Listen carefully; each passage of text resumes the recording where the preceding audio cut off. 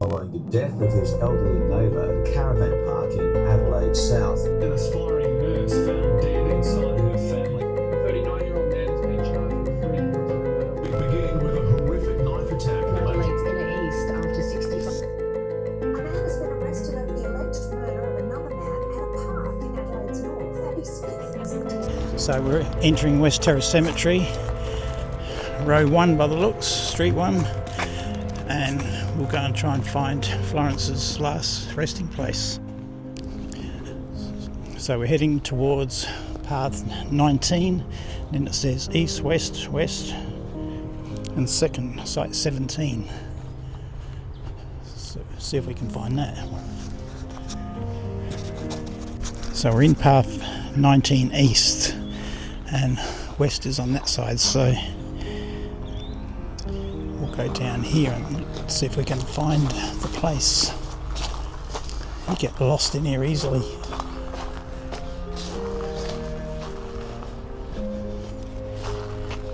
East, west side, west 200, site 17.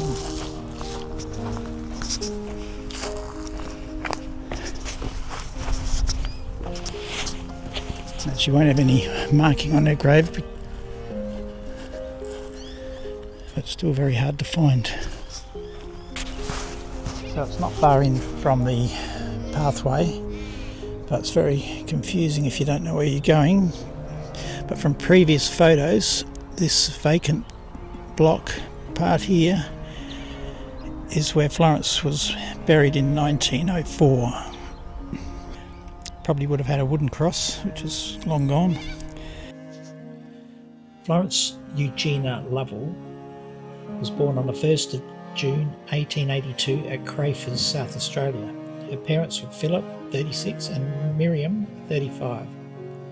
At 17 or 18 years of age, Florence had a daughter nicknamed Toddy, named Florence Ambrosina Lambert. Her father was James Ambrose Lambert. They never married and had little contact after that. Florence married a Thomas Horton, a bootmaker and renowned juggler. He was a widower of 5 months with 3 children. This wedding now lasted less than 4 months. So Thomas Walter Webster Horton was born in 1879. He married Julia Agnes Chapman, and she had a cousin called Charlie Chapman, a famous actor. So she was probably 21, 22 when she died, and was buried at the West Terrace Cemetery, which there is no gravesite now. It was resold after 16 years. But she had 3 children with Thomas, and at some stage she left him because of violence towards her.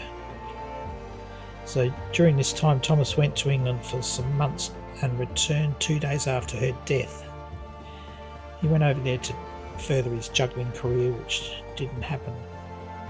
So he was a widower now with 3 children. So poor Julia died at 22 years of age. So 5 months later, Thomas married Florence.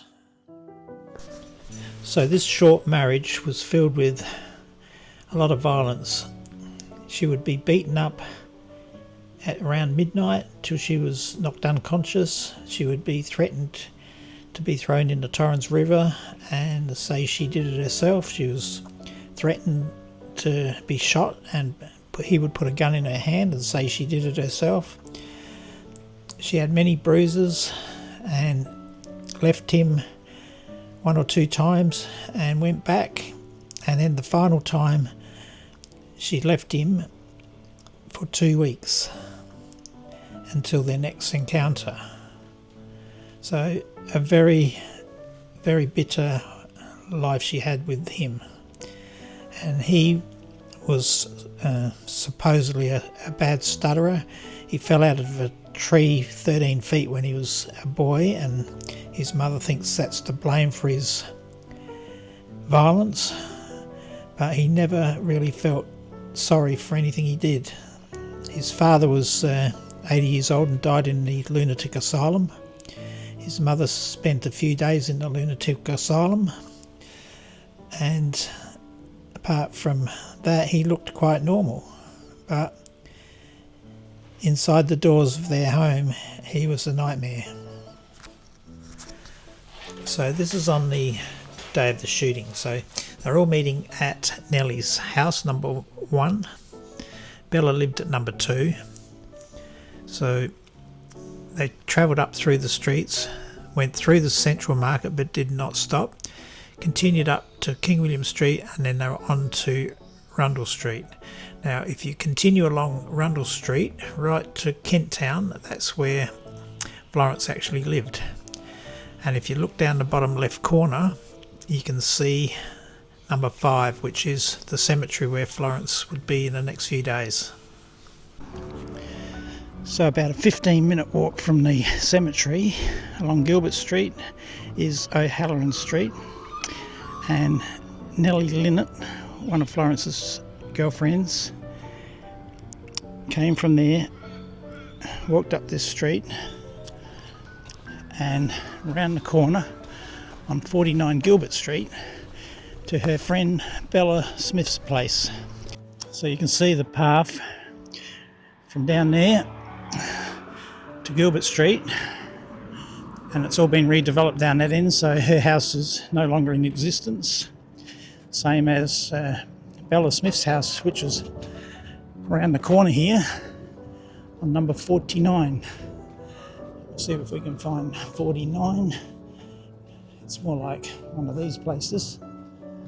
53. Some of these places take up more than one number. And some have no numbers. But it's most likely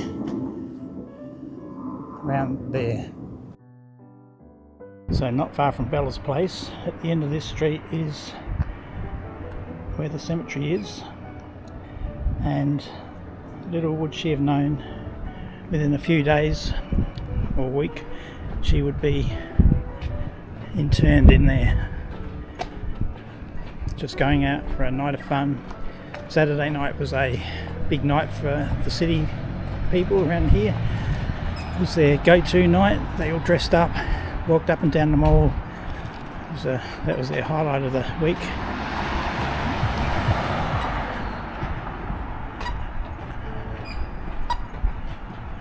So now, King William Street, we'll head down there. So Rundle Mall's not much further up, which was Rundle Street in those days. And we're just going through the entrance of the Adelaide Town Hall. So 2 or 3 more streets up and we're there. So the 3 young women in their early 20s walked arm in arm down the centre of this road, looking at all the shops. Now Thomas, Florence's ex-husband, and well, she was still married, but she left him 2 weeks before because of all the bashings she got and threats of being murdered. So this was a fun night out away from him for 2 weeks. She was staying with her mum.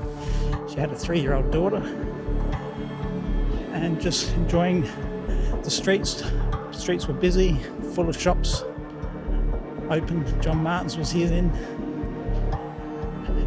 and then we'll investigate further up. So the girls walked arm in arm down Rundle Street. David Jones there, which used to be John Martin's. That's Charles Street. And as they walk further down, we have on the right Coco Black, number 50, next to the arcade, the Adelaide Arcade. So they continued on, and Thomas kept tracking them and every so often called Florence over to try and get her down one of the side alleys or streets. They kept walking, and further up was the Colosseum, which was a big building, and they also had the hotel there, what's it called, the Richmond Hotel, which was the Plough and Harrow back in the day. So they got to about here, and then they decided to turn around. There's Twin Street a bit further up. He tried to get her to go down there. So they turned around and decided to walk back away from him. And he did have a gun in his pocket. And that's why she wouldn't go down the alley, because he's had a present for her and she knew it'd be bullets. So they're heading back towards Adelaide Arcade now.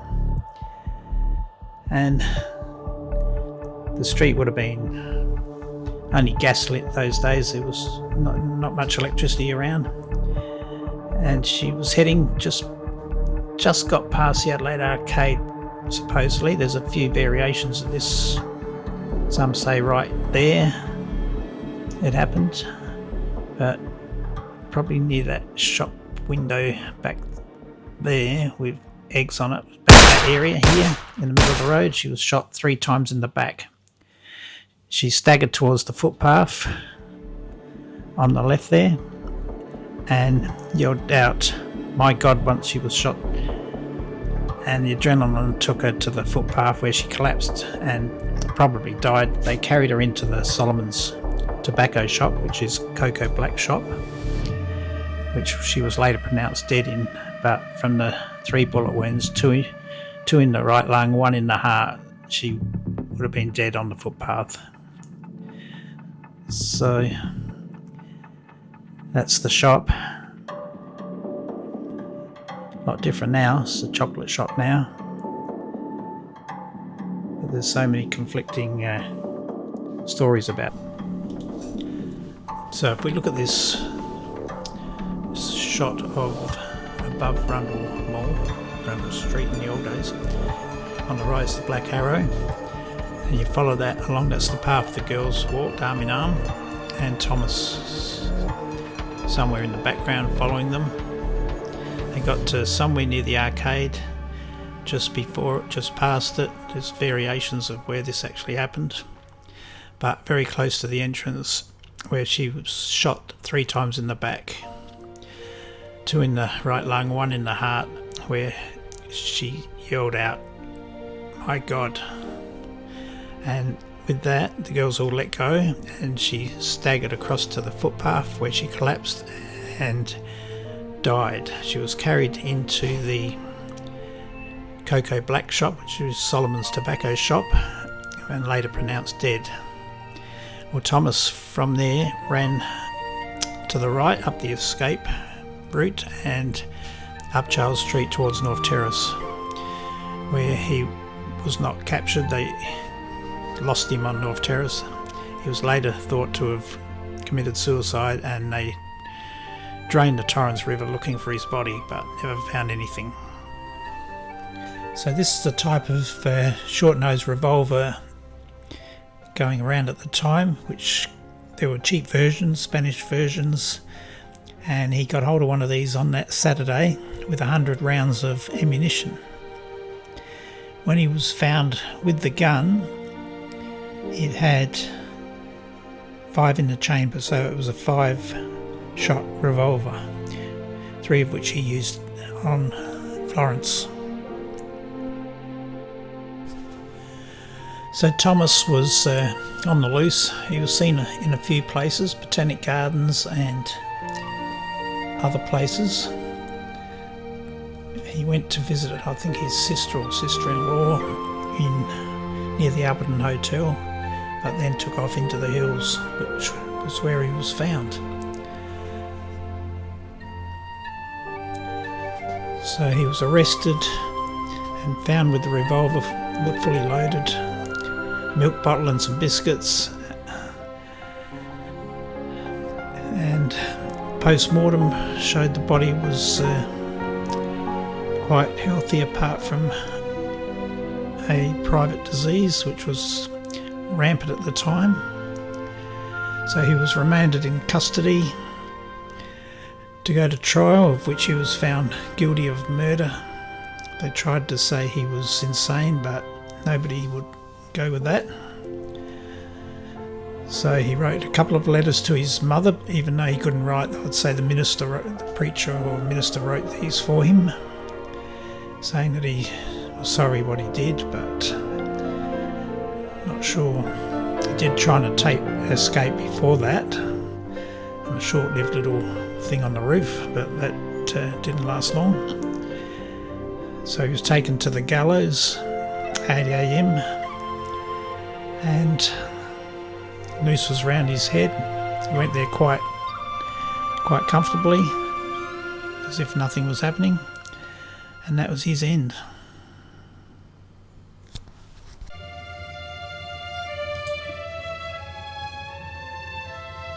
So this is the prison. This is the later addition at A Wing.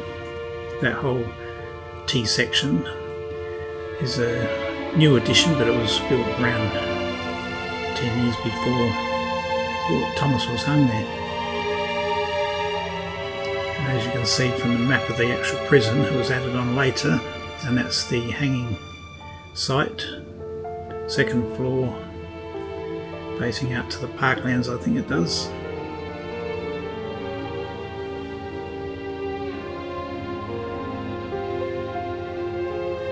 So this is an actual photo of the place where he would have been hung, and they're not real people. Thomas is famous by having his name on the wall in there. The top green section, 34 to 35, is where the graves were, and this is Thomas's marking to show where he actually was buried in the prison.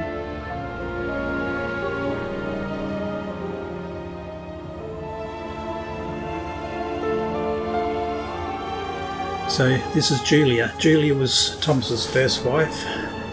She died at the age of 21, 22 with 3 children, and from disease. Now we go back to Florence, who he shot. She was similar age, 21, 22 to the first wife. This marriage was only 4 months. She was shot.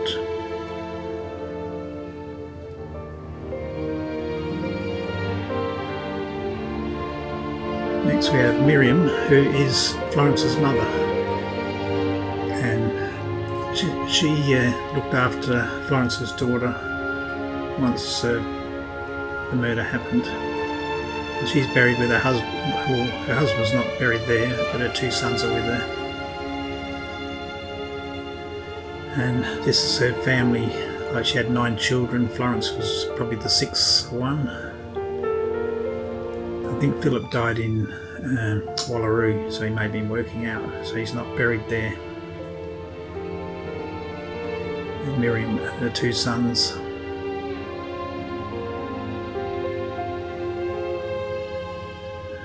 And the final one is Florence. This is her daughter Tot. This is Florence's 3-year-old girl who ended up living to 79, married, and had a life without her mum. So pretty sad for all around, because a lot of tragedy in this whole family's life, and not good for Thomas's family either. And that's like one of the last photos of her, or there's very few photos of her.